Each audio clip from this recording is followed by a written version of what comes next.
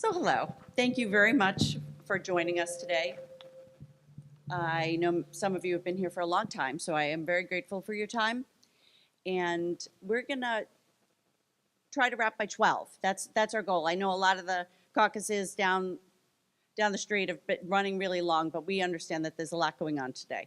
So I am Denise Murphy McGraw, and about 4 years ago, I became very active in a little endeavor called Catholics for Biden. I found these people. I also found some folks who called themselves Vote Common Good, and they were doing postcards. And they were doing postcards to other people of faith who were just, and it just was the perfect thing for me. I spent every weekend organizing phone banks, calling into these two women's great state, and just really got very energized by that. For the past 4 years, our little group kind of evolved. There's only so much Catholics for Biden you can do, 2 years in, 1 year in. So Patrick, Carolyn, and I started to talk more often about what the group could become. And we had a call with the guy who, I was so starstruck at this call, the postcard guy. Patrick knew the postcard guy, and it was just really made my day. So we connected with the postcard guy, which his actual name is Doug Padgett. You're gonna hear from him in a minute. Patrick, Carolyn just walked in, he can go up there. And we met with him, and it was just a perfect synergy. All the things that we wanted to achieve, Doug said, yes, you could do that with us. And he helped us do all the back office stuff, because I know this is gonna come as a shock to many of you, but Patrick and I are only 2 people, and we wanted to seem like a whole lot more and attract a whole lot more people. And that's what we were able to do. And we built this organization. We do our best to reach out to other Catholic voters, multi-issue Catholic voters. So a lot of Catholics out there, or a lot of others, think Catholics only care about one single issue. We are here today to tell you we care about many issues.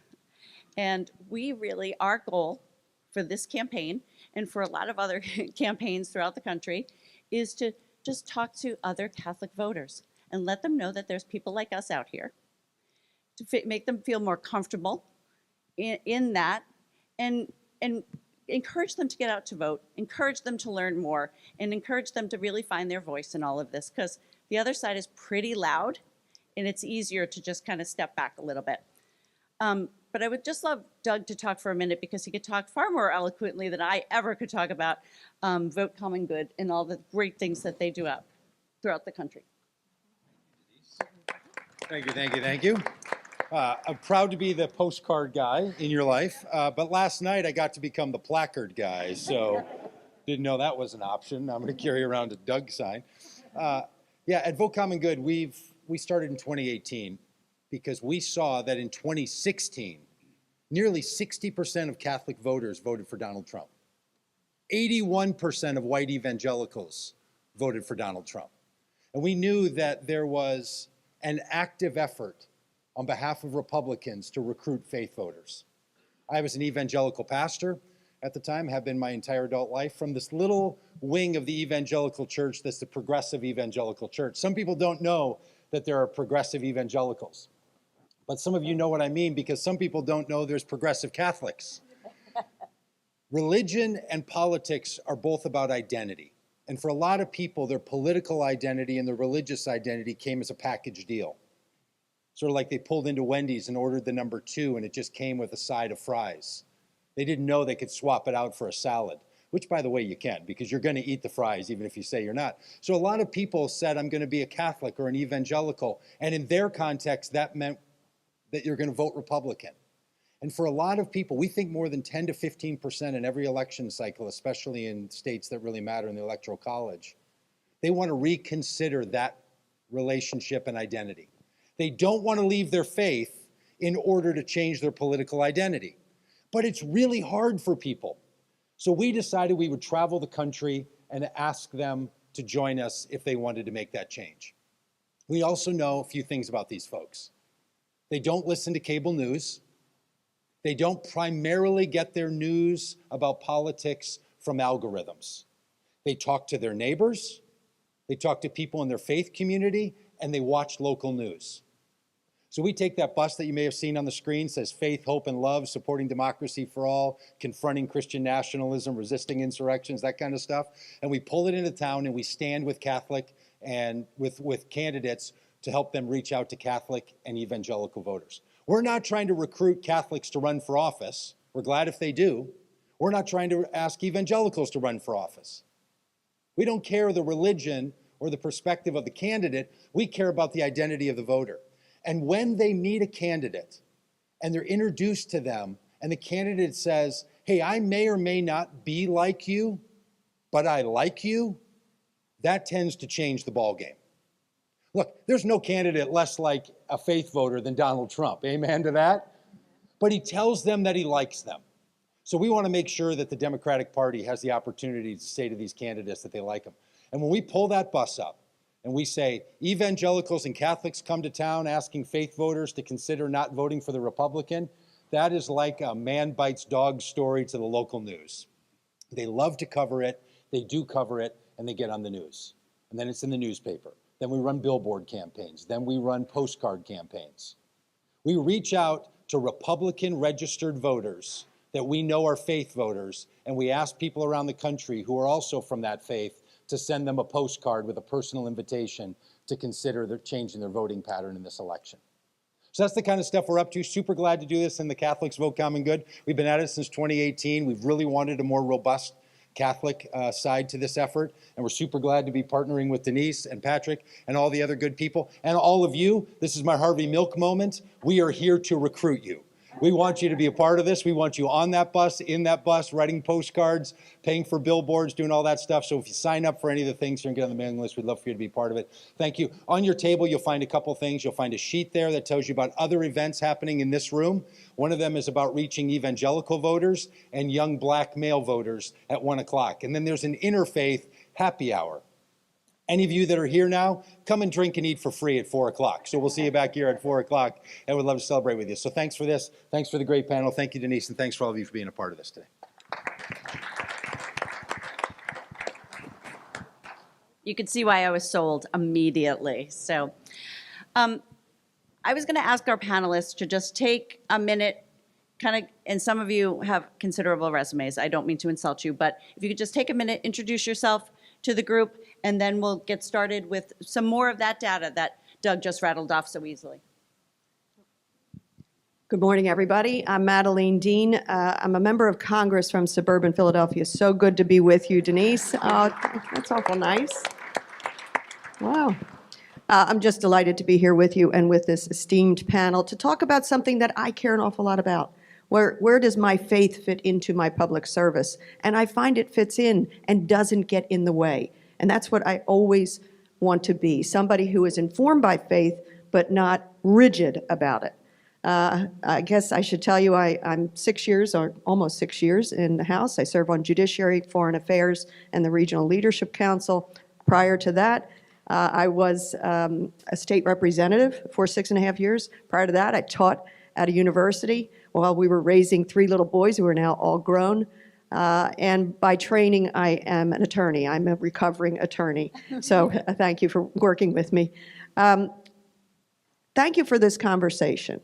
Because when I ran in 2018, I had a searing memory of going into my parish of 50, nearly 60 years, the Sunday before the election of 2016. And from the pulpit, which is not real common from Catholic pulpits, the pastor said, you know what you have to do on Tuesday. And he knew I was in the audience. He knew I was running for Congress. He knew where I stood on many of these multi-issues, important issues like reproductive choice. He said, you know what you have to do on Tuesday. You cannot vote for anybody who is pro-choice. And I was a daughter of that church. I was raised in that church. And I said I walked out feeling like a stone statue, disrespected for who I was, for my faith beliefs, and how it informed my public service. I am taught to forgive, so I've forgiven. And what I did is went out and won. But we have to remember, Catholics are not a monolith. Christians are not a monolith. Evangelicals are not a monolith. So good to be with you. Thank you, thank you. The hardest job in this entire panel is Caroline, who's going to sit in between these two amazing women. I was just about Introduce to say yourself. that. Hi, everyone. I'm Caroline McGraw. I'm a delegate from New York State's 20th Congressional District, and I'm the youngest delegate from New York State as well at 23.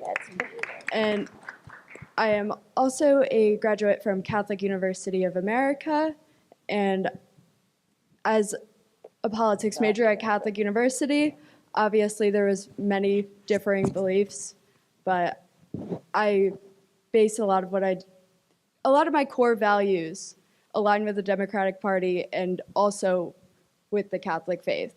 And I think that's a very important thing to get out there and speak about, especially among my generation, where not everyone is as dedicated to faith as they have been prior. And that's what I'm really working towards now. Thank you. The woman who is the impetus for this panel, Congresswoman Mary Gay Scanlon. So, thank you. So, I'm Mary Gay Scanlon. I represent Pennsylvania's 5th District, which is right next to Madeleine's district. Both of us ran in 2018 along with Bibi Borio, when Pennsylvania had no women in Congress or the Senate, still none in the Senate. But so part of a wave of women coming into office. I was so interested to hear about this movement because who doesn't love nuns on a bus? But I think we said last time that it's the ultimate faith in action. But it's just such an interesting conversation to have and something I'm hearing reflected in a lot of conversations this week. I mean, we heard Mr. Obama, former President Obama last night talking about shared values and neighbors and community and people working together for the common good. And so much of the last 8 years has been about dividing people. And in weird ways, I think Doug mentioned community. And people, we hear a lot about people going to a Trump rally to find community. They know what to expect, there's gear, that kind of thing. But this is an effort to find a broader, more forward-looking, more healthy, I think, community, reclaiming patriotism, reclaiming faith as things that are shared American values as opposed to something that should divide us. So I'm really interested in this and in the perspective of young people. And I know we're going to talk about that more. Hello, everyone. I am, first of all, grateful to be and honored to be with this amazing group of people and at this amazing place as we consider the next steps for this country. I am Dr. Miguel Díaz. I had the privilege of serving under Barack Obama as the ambassador to the Holy See, the Vatican. I also hold currently the John Courtney Murray University Chair in Public Service at Loyola University of Chicago, right in our backyard. I teach undergraduate and graduate students, an increasingly number of doctoral students who come to Loyola to precisely address issues that had to do both with faith, reason, and public service, in the different ways that we in those areas intersect. I also am the Religion and Peace Building. I sit on the Alliance for Peace Building, on the board of the Alliance for Peace Building in Washington, D.C., and I am their senior fellow for Religion and Peace Building. And so, given my theological background, I am passionate about trying to reconcile faith and reason in my Catholic background, but doing so in ways that are not destructive, but in ways that build bridges among our great diversity of people of faith and of no faith at all. Thank you.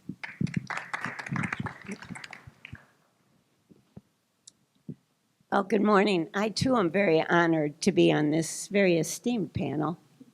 My name is Sister Reg McKillop, and I'm a Dominican sister of Cincinnati. We're located in the southwest corner of Wisconsin. I live in Madison, and I'm the Peace and Justice promoter for my congregation.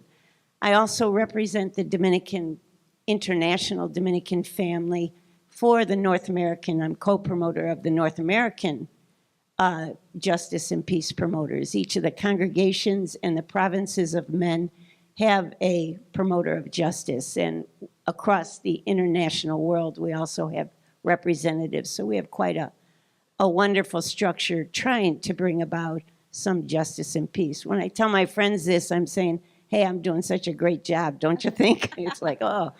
So anyway, it's great to be here, and thank you for asking me. Thank you.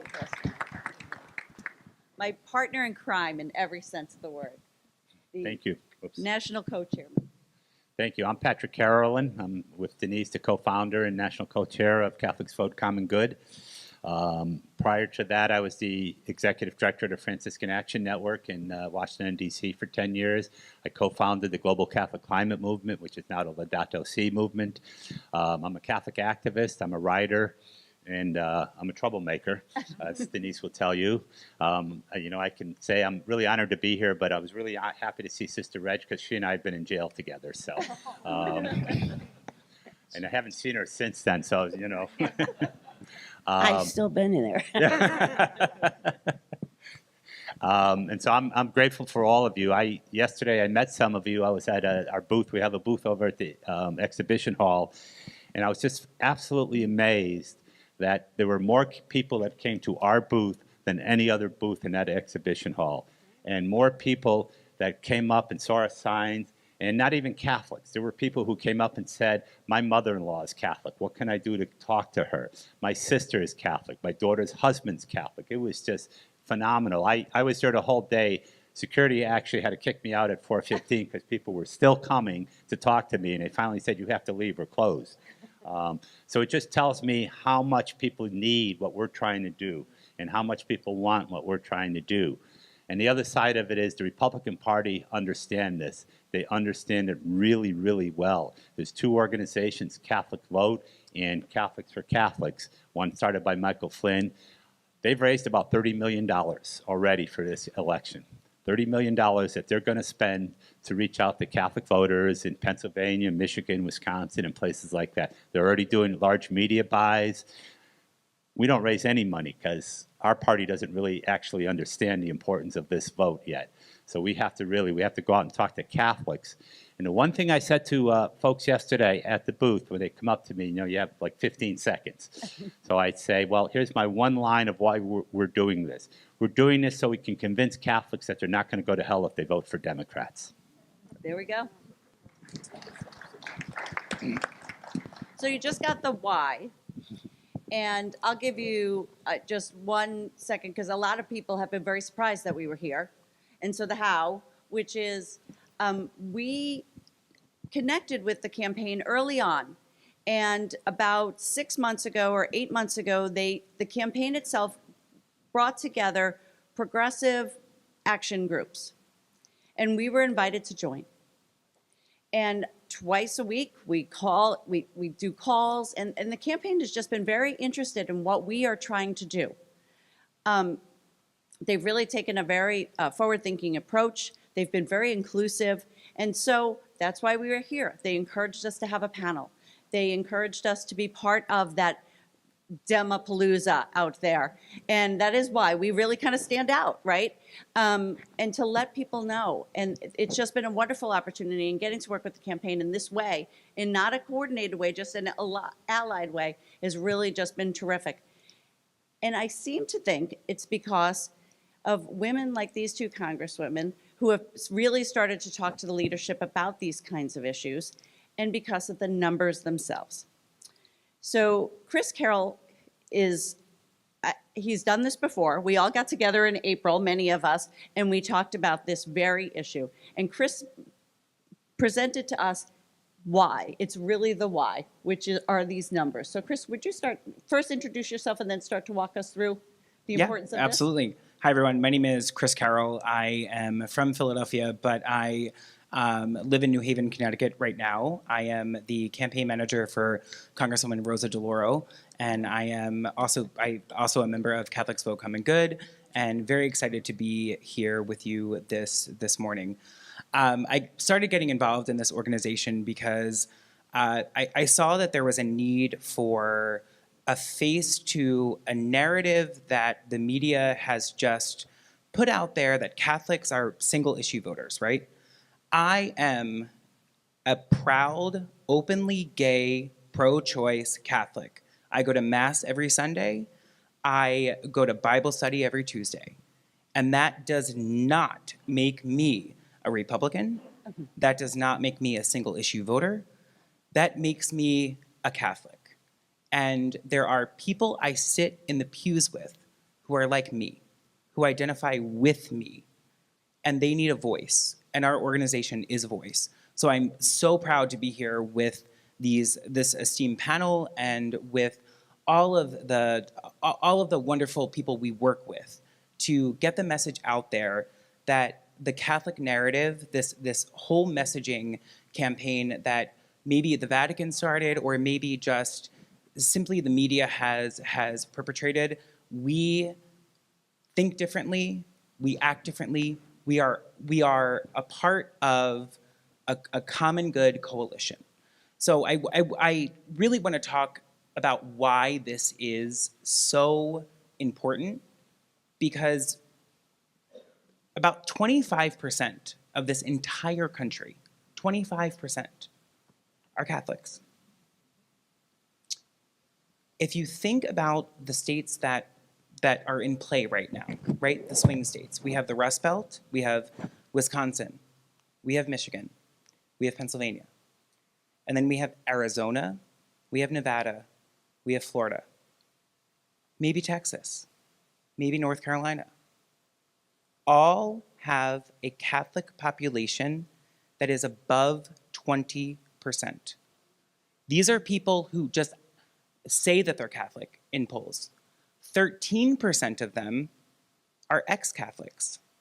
So that's close to 33% of the entire population of the United States that has some sort of Catholic identity, some sort of relationship to the church. And it is really, really important that we reach out to these voters because it's a demographic that the Democratic Party has basically left behind for a while. And when you reach out to it, when you reach out to this demographic, you can win. So here's just a very interesting number. In 2016, Donald Trump won the Catholic vote 64% to Hillary Clinton's 31%. Catholics for Biden reached out to Democrats across the country. They reached out to Catholics across the country. In 2020, 57% of Catholics voted for Donald Trump, 42% voted for Joe Biden.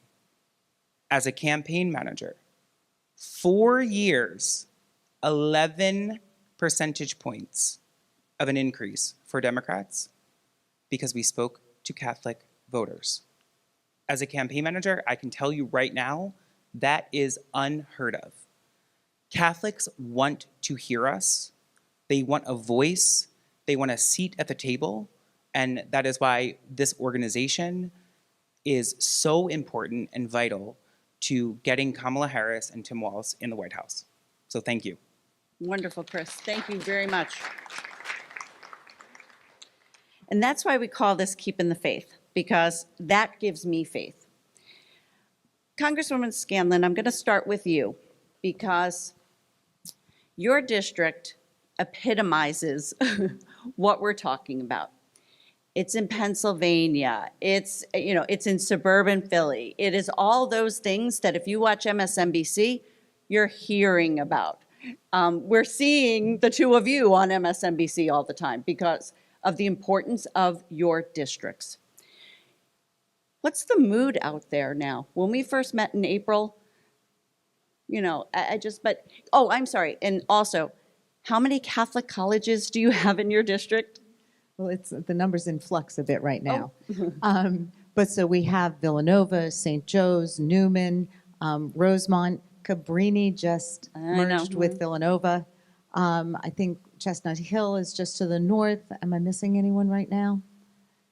I think that's pretty close, but That's it's a all lot. in her community. Oh, LaSalle in Philadelphia, where Mad used to teach.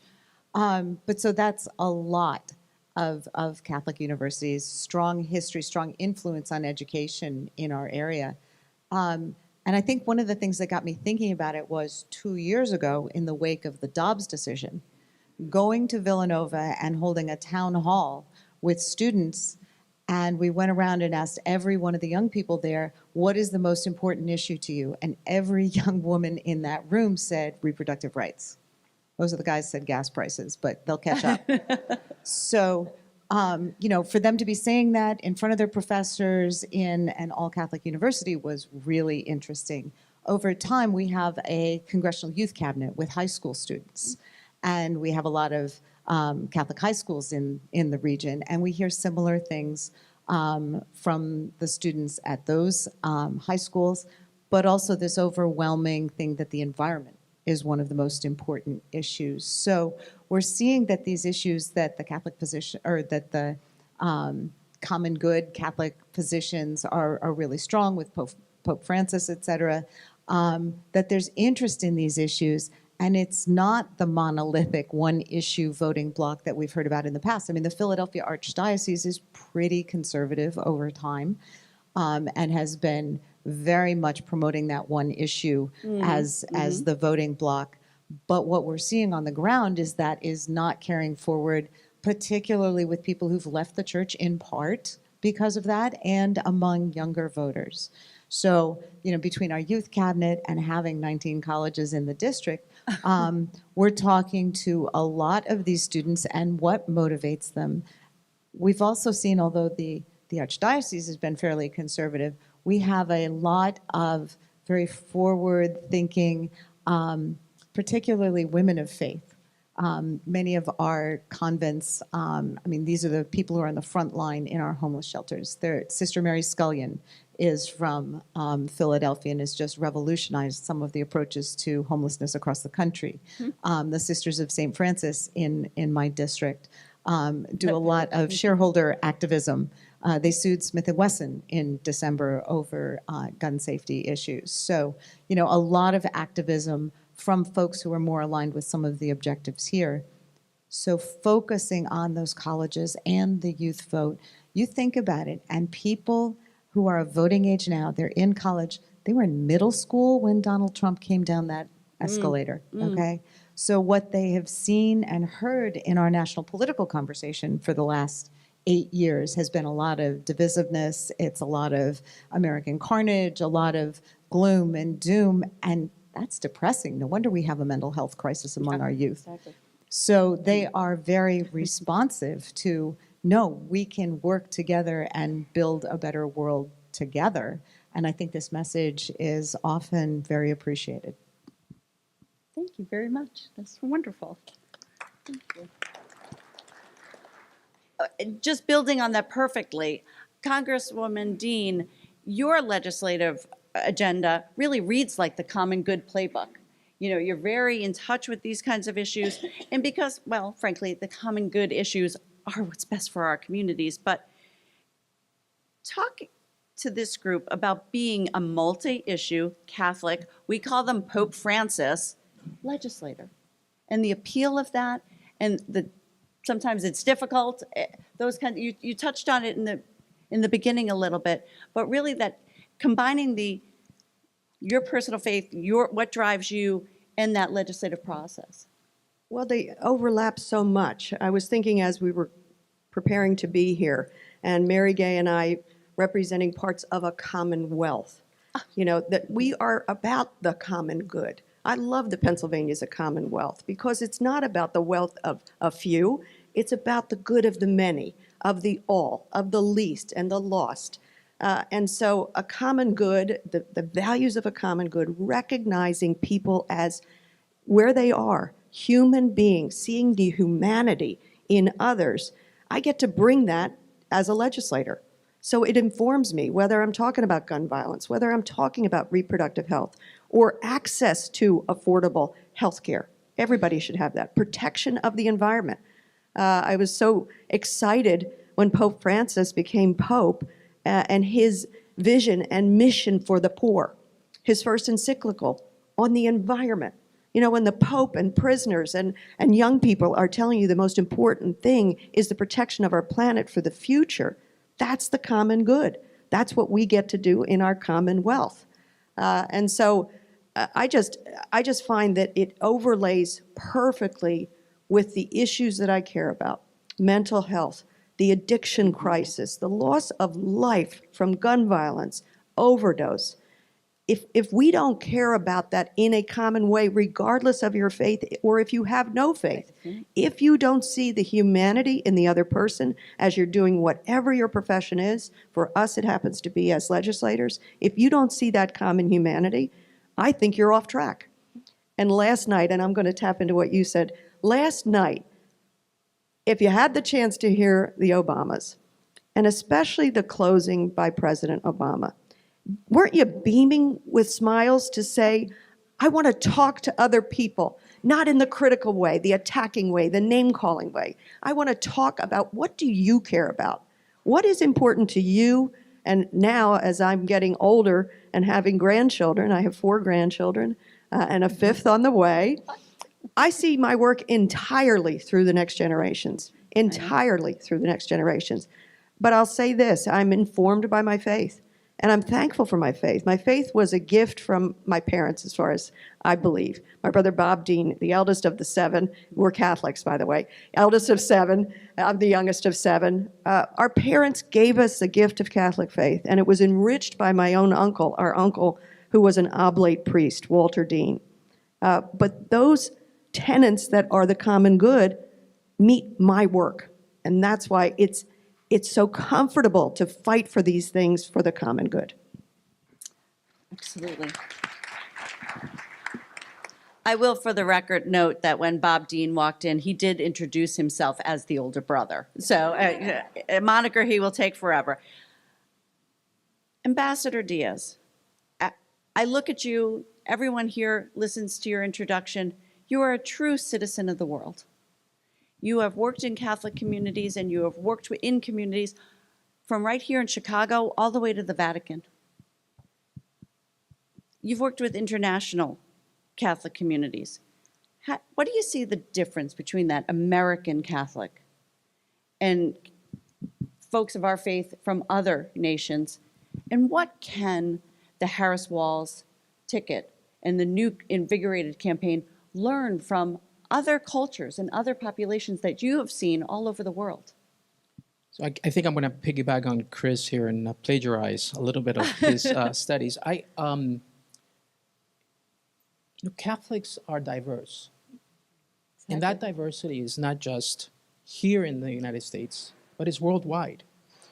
We come from different backgrounds as Americans, different traditions in terms of ethnic, racial, sexual orientations, genders, races, et cetera, et cetera, et cetera. And so to try to paint a monolithic picture it's neither accurate nor just. I was in Barcelona during my tenure as ambassador, and I was asked to sort of like paint a picture, describe the United States of America. And I said, I've never liked the image of the melting pot. Why? Because someone is doing the melting and someone is getting melted. So there are power issues there. Yeah. I much rather think of the United States of America as a paella.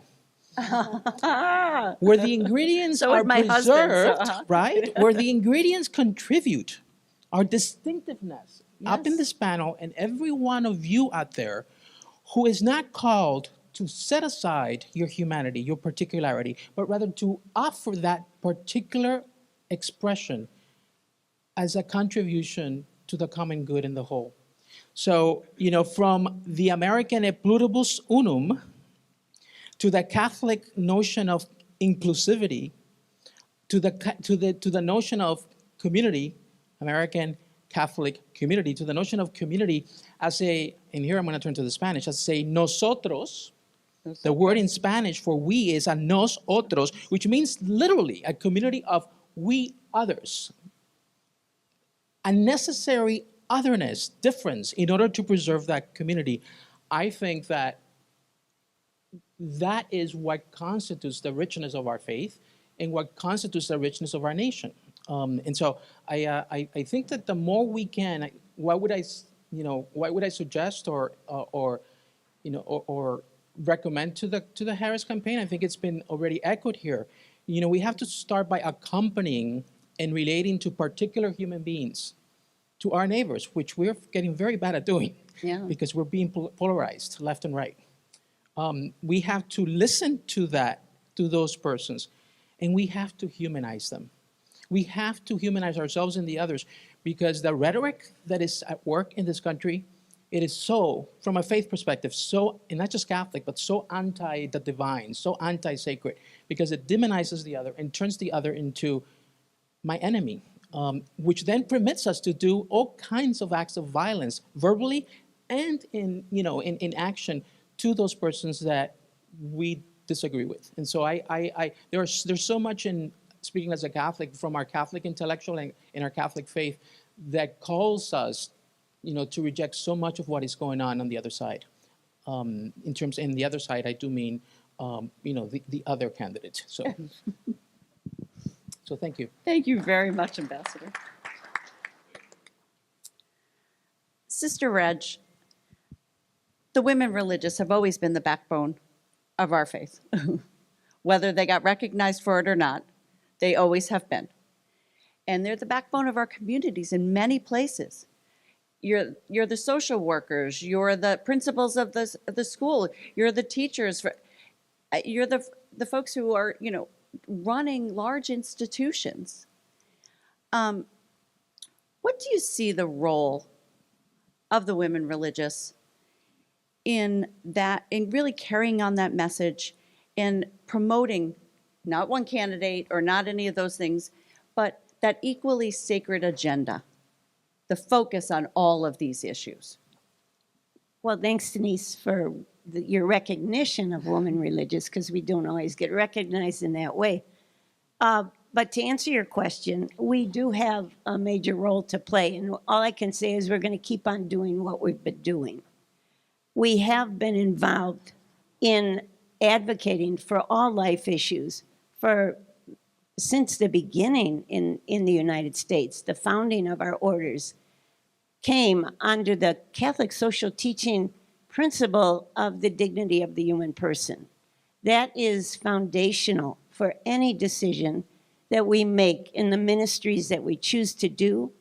The statements we make have all come from that Catholic social teaching principle of the dignity of the human person. So now as we look at today, even in our diminishment of members, we're still very active. We've been encouraged this election to be poll watchers, poll chaplains, poll workers. Nuns on the Bus is doing another trip, which basically their whole purpose is to get the message of multi-issue. And I think one of the things that Pat had talked about, that women religious across the world has been involved in, is the Laudato Si action platform, which is an active response to Pope Francis's encyclical Laudato Si. And we're doing this in many ways that I think really are important.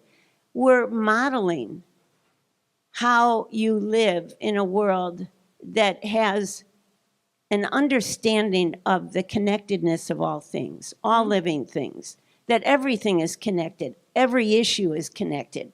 And so we're in our modeling of what we're doing in our teaching, how we are organizing our universities, our colleges, how we are dealing with the closing of mother houses and the land that is available, all comes out of a lens of an understanding that all things are connected, and all things, the dignity not only of the human person, but the dignity of all living things. So we do have it's not a new role.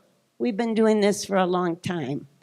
And I just think it's a real important thing to understand, that we do, as women religious, get the message out that for a long time we have been supporting all life issues. And that's been our foundation, is the dignity of human people. So thank you. Thank you. Patrick, you were out of the room when I talked a little bit in the beginning about why this was important to me and how meaningful it is and what I want to try to do. And I do want to give you the opportunity to talk to that, why you felt it was necessary to start this organization with a crazy Irish woman from upstate New York. So go for it. Sure, thank you. Well, part of it is my parents are immigrants. My parents came over from Ireland, so my mother was a crazy Irish woman. They came over in 1950. As my mother would tell a story, they got off the boat in New York. My mother had one baby in her arms, she had another in her belly, and she didn't have two nickels to rub together. She actually used a different expression, but we're in polite company now. So if you're Irish, you know what the other expression was. They came over on a visitor's visa, and they just stayed. And like a lot of the Irish immigrants and Italian immigrants, they just stayed. And so, years went on. They got, were able to become citizens.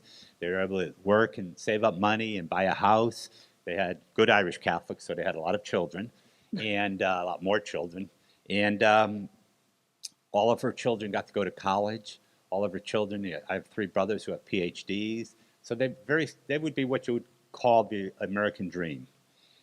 And years later, when I became an activist, and I did a lot of work around immigration, and I talked to my mother about it, and my mother said to me, those women that are coming over the border, they're the same as me.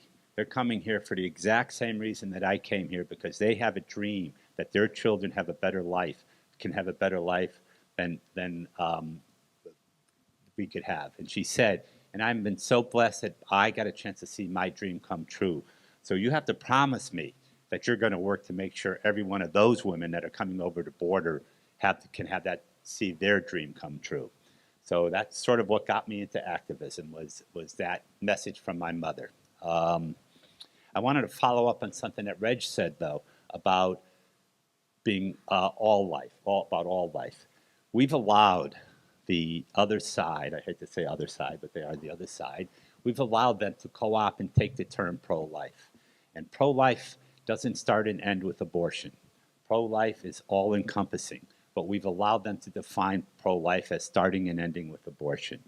And I saw this years ago. I saw it happening, and I just, we have to change that. We have to speak out. We have to talk about life being everything. And then the other part of it is, some of you may not know this, but the one sin that's mentioned the most by Jesus in the Gospels and throughout the whole Bible is the sin of hypocrisy. It's not the sin of, not abortion, it's not gay marriage, it's not being gay, it's hypocrisy. And you know what's the definition of hypocrisy? Is claiming to be pro-life, and then when it's time for budget cuts, proposing to decimate maternal and child health programs and family leave programs. That's a definition of hypocrisy. Another definition is when you're a governor of a state and you're a Catholic and there's a shooting in your state, a mass shooting, and you get on TV and you say, this is not a gun issue, it's a mental health issue, and then in your next budget, you propose cutting $250 million out of the mental health budget. That's a definition of hypocrisy. So I felt we needed to do this because we need to retell the story. We need to really talk to people about what it really means to be Catholic, be Christian. And it's okay, as I said to all those people yesterday, you're not going to go to hell if you vote for a Democrat. Exactly. It's our motto here. Yes. And I might go felt to hell for other reasons, but it won't. Exactly. Exactly. You stole my joke, Carl. People have mentioned it a couple of times before, not quite sure the Democratic Party gets the faith vote as well as it could and should, and that's part of the reason we're doing these kinds of things, because I believe they want to, they just don't know how to, and we want to help give them the tools. Chris, as a campaign manager, as somebody who has worked on national campaigns, Chris was on the bus with Amy Klobuchar in Iowa, in New Hampshire, in January and February. You've seen the national level campaign at the highest levels. You've worked on congressional campaigns. You're helping others. That campaign message and the outreach to the Catholic community within this current campaign, having a Catholic organizer, having those kinds of things. Will you talk to that and the importance of that in a campaign, and any advice you'd like to give to, the campaign? So I think everybody here is familiar with the expression, all politics is local. You don't win a national campaign, you don't win a race for dog catcher without knocking doors, without making calls, without writing postcards, without putting billboards up. It's that direct voter contact. It's that identity that you get to sort of create, and that relationship, I should say, that you get to create with a voter or a potential voter. So it really is all about that direct contact with a constituent, with a voter, with a friend of a voter, with a family member, and that builds upon itself, right? And then you create a campaign with messaging and really a campaign that is sort of invested in whatever values that you espouse, right? But in order to do that, you have to sort of have that relationship, right? You have to bring that connection together. And with 25% of this country being Catholic, a Catholic knocking on your door, a Catholic giving you a phone call, a Catholic writing to you saying, hey, remember the Beatitudes? Kamala Harris stands with them. Donald Trump doesn't. That automatically creates a relationship. That automatically creates this connection with the candidate, and it is vital in winning a race. So we can talk about if identity politics works or if identity politics does not work, but establishing that connection is so vital to winning an election. And that is from the ground up, not from the top down. I love it. Thank you very much. I'm going to go to Caroline, and then I'm going to go to the ambassador to close us out because he's got his finger in a book. So he must have something he wants to share with us. So I don't know, the international symbol for. So while Chris was trudging in 2 feet of snow in Iowa in January of 2020, Caroline... 3 feet. 3 feet. Caroline was also trudging in 2 or 3 feet of snow for President Biden. And you were a student at the time. You're not a student anymore, but you're not that far removed from it. You're still down in D.C. What's your sense of young Catholics, especially those kind of, which we're talking about now and trying to organize with Congresswoman Scanlon, the young Catholics on Catholic college campuses? Do you sense there's an enthusiasm? I definitely think there's an enthusiasm. It was building in 2020, especially at Catholic University of America. I had a lot of friends that going into the 2020 elections, they knew that they usually voted Republican, but they were talking to me like, I don't want to vote for Donald Trump. Like, Joe Biden's obviously a Catholic. You're a huge Biden supporter. I was working on his campaign at the time as well. And they went out and voted for Joe Biden despite always thinking they were Republican, going into local elections voting Republican. And that's built since then. I have seen people who I know did vote for Donald Trump in 2020, went to pro-life rallies, did all of this in college, but now they're posting things like, I'm voting for Kamala Harris this year. Kamala Harris is the better choice. That's over Donald Trump. Because Gen Z is overwhelmingly, I believe at least, Democrat. And even those who grew up Republican thinking they were a Republican, I think Donald Trump really proved that in a Catholic sense, that is not what he stands for. It's against a lot of our values as Catholics. And so they made the switch, or they were looking more into it, and now they're making the switch. And I don't know if it's fully switching to Democrats or they just really support Kamala Harris and what she's doing and do not want Donald Trump back in office. But there's definitely a lot of excitement around it. And are you planning to, you won't have to walk in 2 feet of snow or 3 feet of snow this time, maybe 2 feet of leaves, but are you planning to be involved in reaching out to those young faith voters, those young Catholic voters? Definitely, in any way I can. I'm from New York, but I'm down in Arlington, Virginia now, and I definitely want to help as much as I can. My roommate, who used to not really be political at all, is also trying to get involved in the Harris campaign down there because she's from the area. And she is one of those people who thought she was a Republican her whole life and is voted for Joe Biden in 2020 and is completely for Kamala right now. So There we go. We've heard it here. We've heard it here. We could send them to Pennsylvania. That's my. All right, Ambassador's got the book open now. Actually, it is a book, but it is a, so the book is called, this is Pope Francis's book, and it's called, you'll recognize his metaphor and his image, Let Us Dream Together. Soñemos juntos el camino a un futuro mejor. Let us dream together towards a better future. And I'm going to just share a quote from this book, and I want you to think about the central theme of Harris' campaign.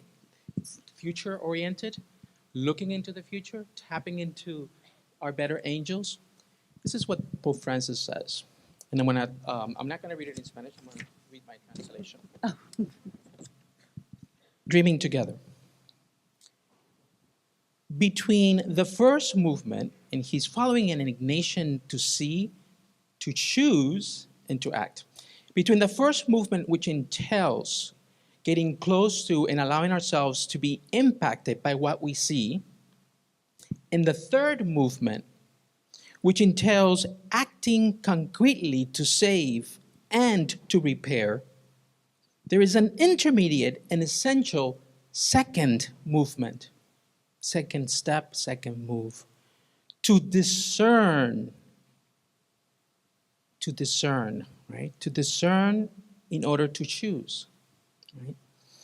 At a time when we face great challenges, it is always a time, these are always times to distinguish, and notice the words, the way of goodness, which takes us into the future, from other ways that lead us into a dead end and bring us backwards. If we have clarity, and I would say this moral, ethical clarity, we will choose the first way. The way of goodness, the way that brings us into the future. So I hope that my fellow Catholics have that kind of moral clarity to choose the common good and to choose goodness over chaos, division, and polarization for the sake of our nation and for the sake of all other nations. Wow. I did not plan that was how this program was going to end. There's nothing I could possibly say that could top that. Thank you so very much, Ambassador. Thank all of you.